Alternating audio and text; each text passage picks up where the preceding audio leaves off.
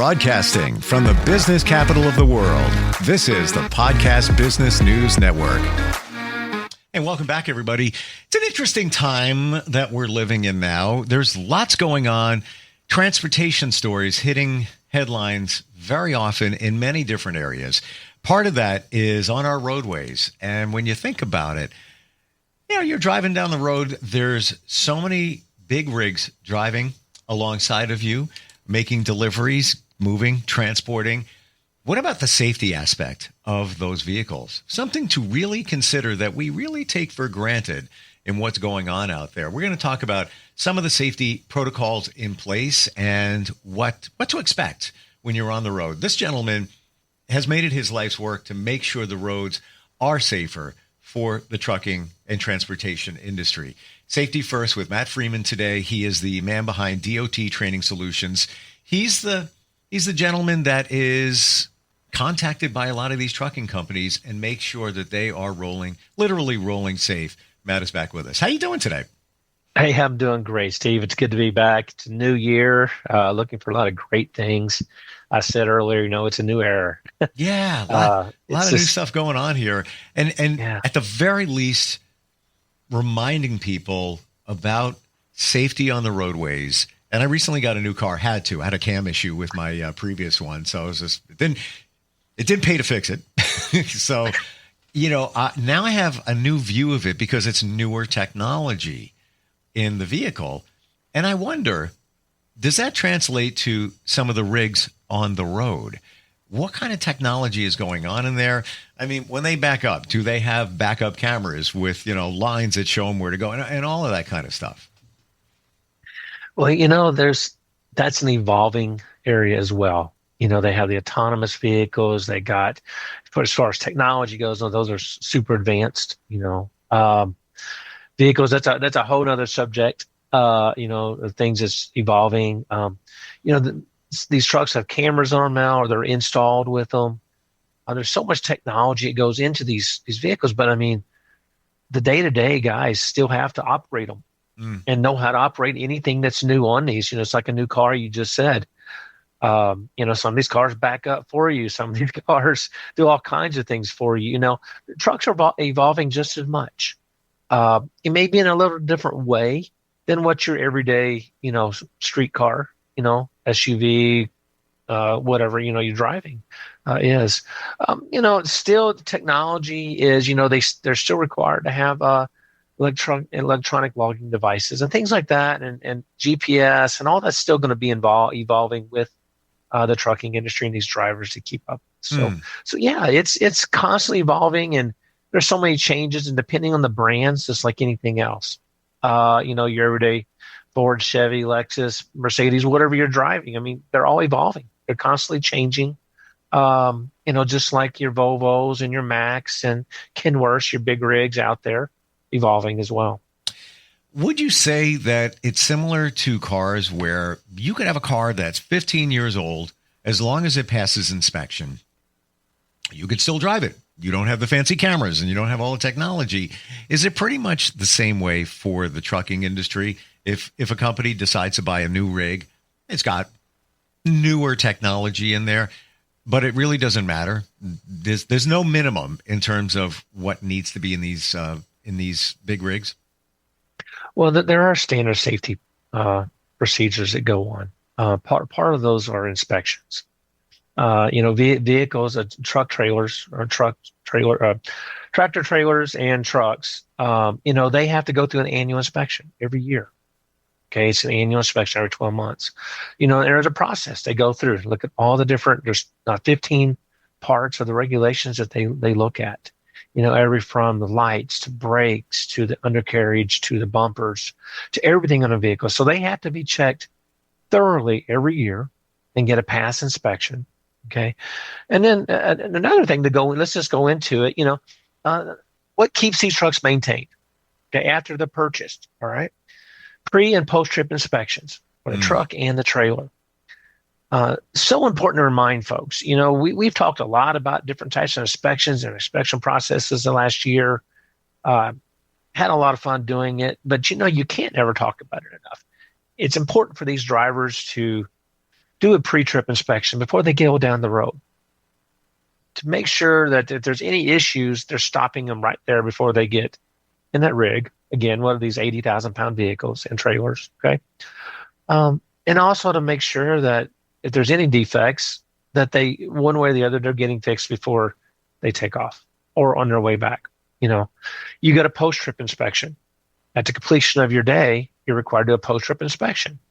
Therefore, if there's any issues, it gets fixed before it's redispatched to go back out on the road. So there's different things that they got to maintain these. And the way to keep these new and used and longer, older trucks maintained is by doing these daily safety inspections on these. And the rules and regulations require this.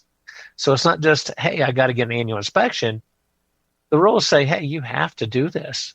And there's reasons why. Can we talk about that? Really go a little granular and, there we go. The difference between the car, 4,000 pounds, and 80,000 pounds. I don't know. When was the last time you did a pre-trip inspection on your sedan? We don't. I don't. I'll be honest. Yeah, we don't. We just, I guess we take it for granted. If there's a flat tire, you're going to know. What does a driver do before they set off in a rig or a tractor trailer? That pre-trip inspection. What's going on there? Yeah. So first thing that driver's wanting to do, right? He's wanting to check all the basic, the key components to that vehicle, right? Lights, horn, brakes, windshield wipers, just the basic components. Check the brakes, make sure everything's working. There's a whole list of exhaust systems. Make sure the exhaust is good. You're not getting no leaks out of the exhaust. Do a quick walk around. That's important today, especially today.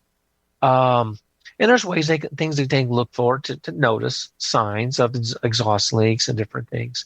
But it's a key component for them to check the wheels, the tires. I see so many violations today with customers, tire violations. Wow. From either flat tires, worn tires, just multiple types of different tire issues and wheels. And one thing I've always said, and I've learned throughout the years, is that, and I had a really good friend who always said this. He was a roadside trooper. Wheels don't lie. If you say, hey, I went out there and did that pre-trip or post-trip inspection, everything looked good, and then they're pulled over on the roadside and they see you got a good pre-trip or post-trip inspection, they're going to go, well, this tire didn't just wear yesterday. So, certain key things these guys need to look at. It should be a lot of people get complacent. You've heard me probably say that in my past. They do a quick walk around, they're checking the boxes, and then they get in their vehicle and they want to get down the road. Time is money, money's time. That's how the trucking industry works. So the more they're moving, the quicker they get there, the more money they make, and they get their ride and start the next load. But it's all about safety. And, if you get complacent, that's when accidents happen. We've heard about it last year. We've heard about it, not just on ground and air and boating and rail. If you get complacent, something I always say is that trickle effect. These safety inspections can mean a whole lot what happens, when a truck goes down the road. When you think about it, how many of these vehicles are out there, and essentially how few, at least we don't hear of them, but I have to believe if there was a major accident, we'd hear about it. You don't hear about a lot of accidents. So, a testament to what you and your crew does. Accidents are going to happen. That's why they call them accidents. Right. Some can be avoided. Some cannot. It could be just a driver darted in front of a tractor trailer. I'm just, nothing, I'm going hypothetical here. And that's not the driver. That's not the rig. It could have been in fine condition. But are you somewhat amazed that there aren't more accidents given the number of vehicles out there? Yes, I am. That amazes me all the time. I live here in the Kansas City metropolitan area. And, just like any big city, you see truck accidents. And every time I see one, I wonder, whose fault was it? What happened? Was it a safety issue? Mm, Was it a driver issue? Was it a someone not paying attention issue? yeah. Did they get cut off? Did the rig cut somebody off? Especially if they're turned over, you know. And let me back up a little bit. I Sure. look at weather conditions as well. Right. So on a good, clear, sunny day, everything I just said, I think about. If the weather's a little bad, the first thing that comes to my mind, was it the rain? Was it the ice? Was it the snow? And that leads into something else here. What we're talking about with safety, weather conditions. Yeah. Again, these guys are on a minimum of 80,000 pound load. And to your point, I just want to jump in because I just looked into some tractor trailer accidents, and one just happened, New York State, upstate. Tractor trailer changed lanes. It went to the left lane and rolled over. Mm-hmm. What did the road condition? They were icy. They were snowy. Yeah, they got blasted in upstate New York, and that happened. This accident happened like 3 or 4 days ago. But to your point, maybe not avoidable because of the wet. Maybe if you slow down, but then again, anything can happen even at a slower speed, right? Mm-hmm. Again, distracted driving. There's a lot of things there. So when I see an accident today or even hear about it, before I even read, you see the picture. Before I even read, first thing that goes to your mind is what could happen. Then I go back and then you try to read the facts, see what really happened. And, there's a reason there's speed limits, reduced speed limits on big rigs. Right. There's a reason there's so much more rules and regulations because they are a larger vehicle. Could some regulations be a little less for these guys? Maybe, I don't know. But when it comes to the safety aspect of it and the taking care of that vehicle and the size of those vehicles, safety matters. And there's a lot of really good drivers out there who take care of that. They are very passionate about making sure they got a good, safe inspection. A lot of these winners out there, have 1,000,000 miles or more for not, for no incidents, no tickets, being safe out there. I love hearing that. Every time I read something, any of the articles, any magazines I look at for trucking, in the tank side and in the non-hazmat side, I love hearing that because, they took that extra time to look at their vehicles, make sure they're safe before they went down the road. Wow. What about the mindset of drivers? And I'm going to, go a little dark here. It was just an accident in Virginia where a tractor trailer veered over and another tractor trailer hit it. And the driver of the original tractor trailer was found with a gunshot wound to his head. That was in Virginia. Wow. That happened, I think, 2 days ago. So it makes me, that just clicks in my mind, the mindset. And it could be anybody, it doesn't have to be a tractor trailer driver. But the first thing that clicks in my mind is the mindset of, working maybe a lot of hours. We've talked about the maximum that's allowed.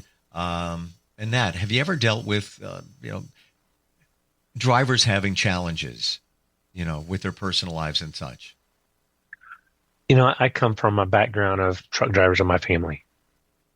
A long history of all the way back to 50s, 30s. Wow. So way back in my family. I was the black sheep of the family who went to the enforcement side of the world.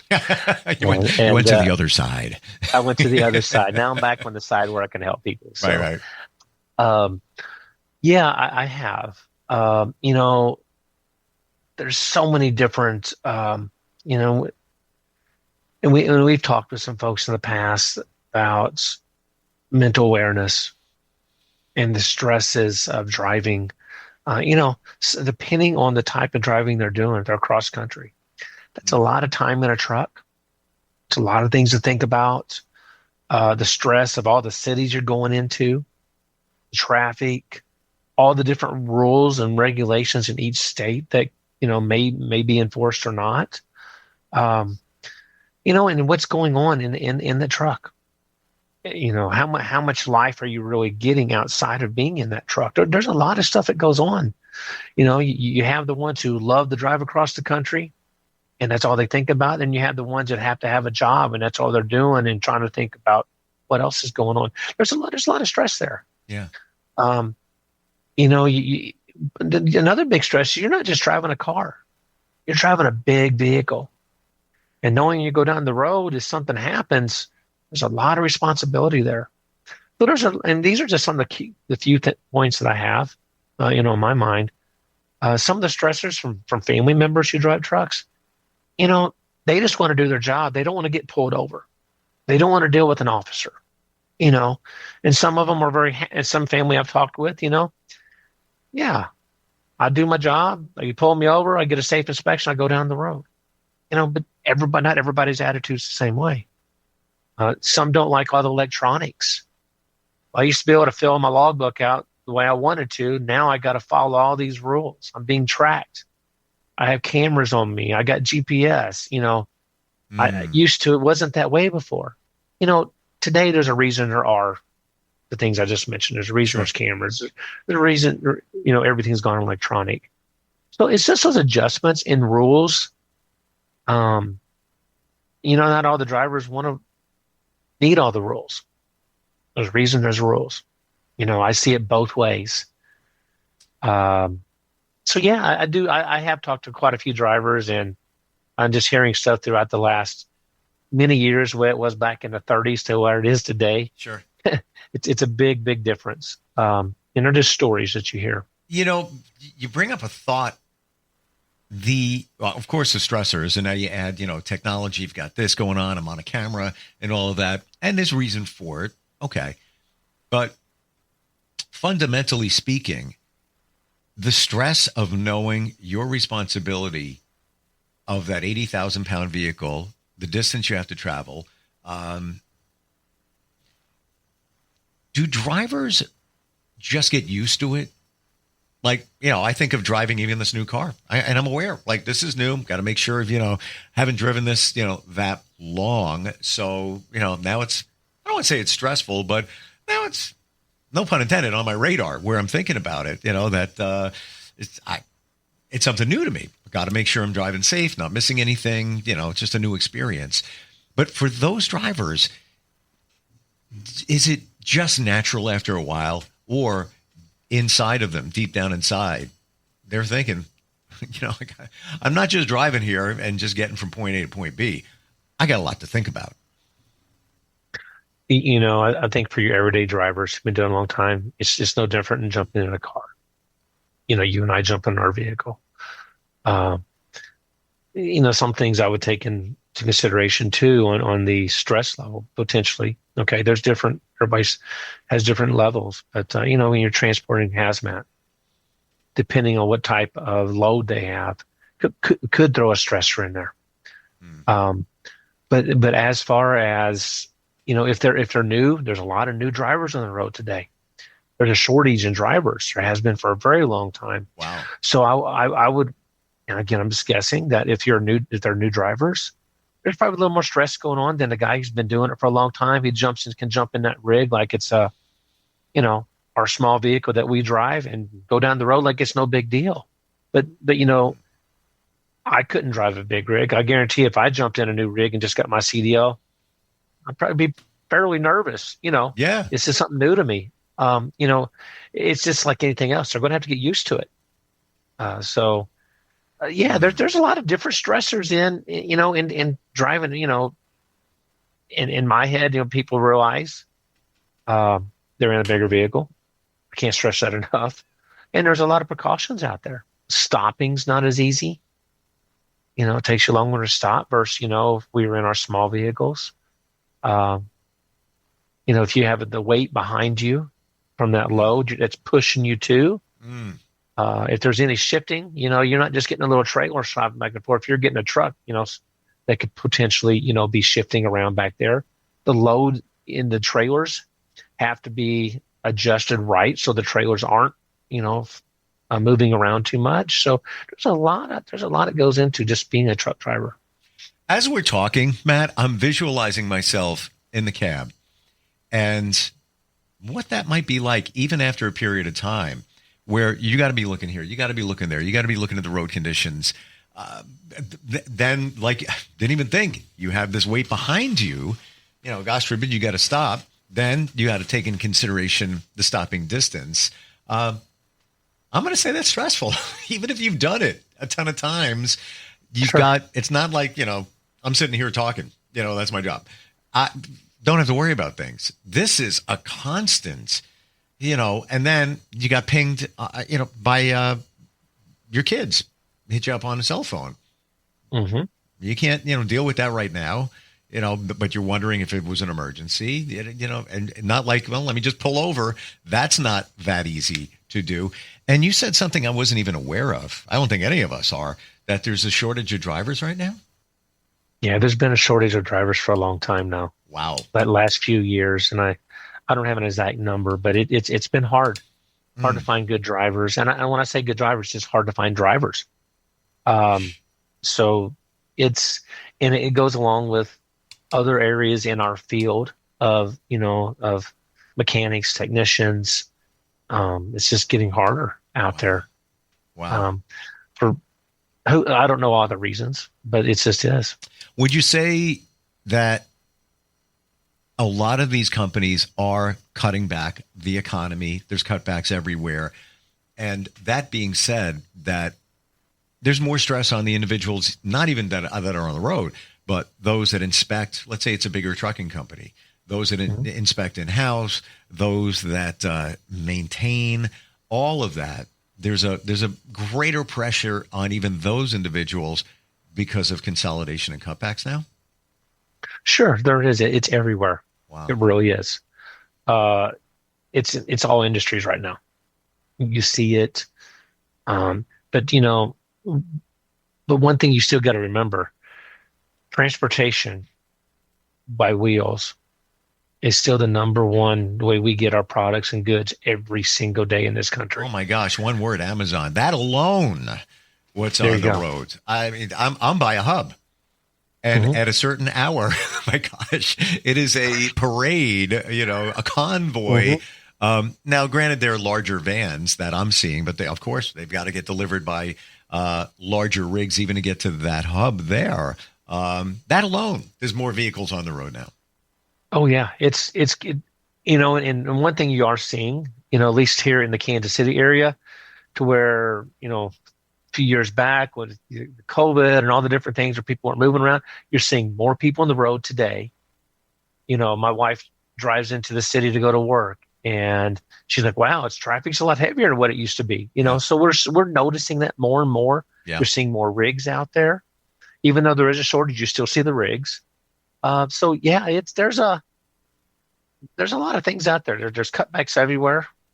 The trucking can't stop. It has to. It has to be moving, and it has to be moving safely. And that's where you come in working with these companies to make sure that they maintain safety, inspections, advice, insight, all of that. DOTtrainingsolutions.com. Do I have that right? Yes. Yep. Got it. And any company that has trucks can contact you, and as even a consultant, essentially, where you come in, you take a look at what they're doing. You have teams all over the country. I'm going to say all over the world. I've talked to some of them. Some of them work in other countries where these vehicles are manufactured, to make sure that they're manufactured to specifications, which was mind blowing when we had those conversations a while back. Amazing. Matt, thanks for being here today. Thanks for keeping us safe. And I really, truly mean that. Thanks, Steve. It's always great to be back here working with you and talking about safety. So thank you. I appreciate it. We'll catch up next time. We'll be right back. All right. See you now. Thank you.